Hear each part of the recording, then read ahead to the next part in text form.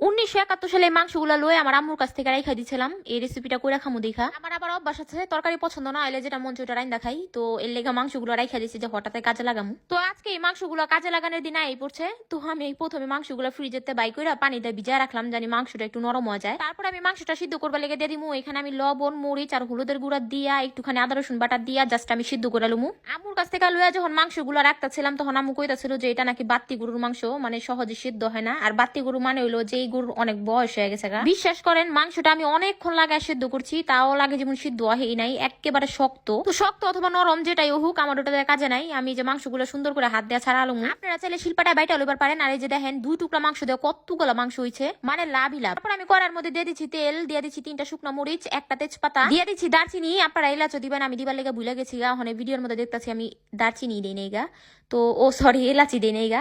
তো তারপর এখানে দিয়ে দিমু পেঁয়াজটা একটু বেশি করে দিচ্ছি। তারপর আমি ধুয়া রাখছিলাম রসুন গুলা দিয়ে দিচ্ছি। ওখানে পেঁয়াজটা ভাজা ভাজা করে লমু, মানে একটু বেশি করে ভাজুম। আর আমি সবসময় পেঁয়াজ দেওয়ার সময় লবণ দেই, কিন্তু আজকে ভুলে গেছি গা। আমার মাথার মধ্যে কি আল্লাহ জানে, মানে আমি লবণ দিবার লেগে ভুলে গেছি গা। তো তারপর এখানে আমি নাইরা চাইরা আপনার ওই যে কি কয় মানে সুন্দর করে কালার করে লইছি। তারপর এখানে আমি দিয়ে দিলাম একটুখানি আদা রসুন বাটা দেওয়ার পরে নাড়া সময় যে দেখেন মানে ওর কি যে জিদ আমার উপরে, মানে শরীরের উপরে তেল ছিটাইতাছে, কি একটা অবস্থা। আমি নাড়াই দিবার পারতাছিলাম না, মনে হইতাছিল যে তেল আমার উপরে রাগ করছে।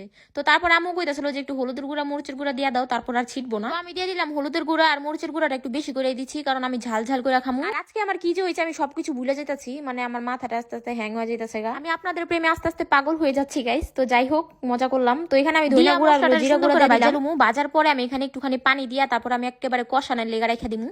ঘরের ভিতরে খাইবার লেগে কোনো কিছু না থাকলে আমি এটা বানা খাই। মানে এটা আপনারা মুরগির মাংস দেওয়া বানাবার পারবেন অথবা গরুর মাংস দেওয়া বানাবার পারবেন, আপনার ইচ্ছা। আর এটা খাইতে এত মজা, গরম গরম ভাত দিয়ে খাইতে কিন্তু অনেক মজা লাগে। আপনারা পুরাটা ভিডিও না টেনা দেখবেন, তাইলেই বুঝবার পারবেন আপনার গুম্মা আপু আপনাকে কি রেসিপি দেয়। তো এই যে দেখেন আমি ঢাইকা মিকা সুন্দর করে কষা লইছি। এই যে এই সময় আমার মনে পড়ছে যে আমি লবণ দিই নাই, তো তারপর আমি লবণ একটুখানি দিয়ে লইছি, কারণ আমরা মাংসটা সিদ্ধ করার সময় কিন্তু লবণ দিচ্ছিলাম। রসুনটা সেদ্ধ হওয়ার লেগে আমি মশলাটা একেবারে কম আছে সেদ্ধ করছি, মানে কষাইছি। কি যে কই আমি, মানে আমি রান্না করি ঠিক কিন্তু মুখদা কইতাছি। তো যাই হোক গাইস, তারপর আমি যে কষানো মশলাটার মধ্যে দিয়ে দিই ওই যে মাংসটা যে ঝুড়া করে রাখছিলাম, ওই ঝুড়া মাংসটা। এতক্ষণে তো আপনারা বুঝবারই পারছেন আমি কি রান্তাছি। অবশ্যই আপনারাই ঠিক, আমি গরুর ঝুড়া মাংস রান্না করতেছি। আর এই ঝুড়া মাংসটা পছন্দ করে না এরকম মানুষ অনেক কমই আছে। তো আমি এই যে মাংসটা হালকা একটু নাইরা চাইলাম, এখানে একটুখানি পানি দিয়েছিলাম, দিয়া তারপরে এই যে একেবারে পুরো ভাজা ভাজা করে লমু। পানিটা দিচ্ছি জানি মশলার ভিতরে কি কই মাংসের ভিতরে মশলাটা ভালোভাবে ঢুকে। মাংসটা যেহেতু ঝুড়ো ঝুড়ো করে দিচ্ছি লেগে বেশি পানি দেওয়ার দরকার নাই। তো একেবারে ভাজা ভাজা করার পরে যে দেখেন আমাদের ফাইনাল লুক। গরুর ঝুড়া মাংসটা কতটা ঝরঝরা হয়েছে, একেবারে পুরো একেবারে সুন্দর সুন্দর। আর আপনারা কিন্তু এখানে কাঁচামরিচ দিবেন না, এখানে শুকনো মরিচ দিবেন। মানে আপনার খাইবার মন চাইলে আপনারা অবশ্যই কাঁচামরিচ দিবার পারেন, কিন্তু আমি কোনো সময় ঝুড়া মাংসের মধ্যে কাঁচামরিচ দিই না। তো এই যে রান্না করার পরে আমার কাজ গরম গরম ভাত লাবুয়া পড়ছি ঝুড়া মাংস দিয়ে খামু। তো আমি সুন্দর করে গরম গরম ভাত দিয়ে ঝুড়া মাংস দেওয়া মাখা লইলাম। আজকে আমি তেলের পরিমাণটা কম দিচ্ছি, কারণ তেল বেশি খামু না। ইদানিং তেল খায় আমার গ্যাস্ট্রিকের সমস্যা হইতেছে অনেক। 2 দিন যাক, আল্লাহ রহমতে ভালো হইলে আবারও তেল খাওয়া শুরু করুম। তো এই যে দেখতেছেন আমি সুন্দর করে রসুনটা লয়ে ওখানে রসুনটারে একের পুরা মা খায়া তারপরে খামু।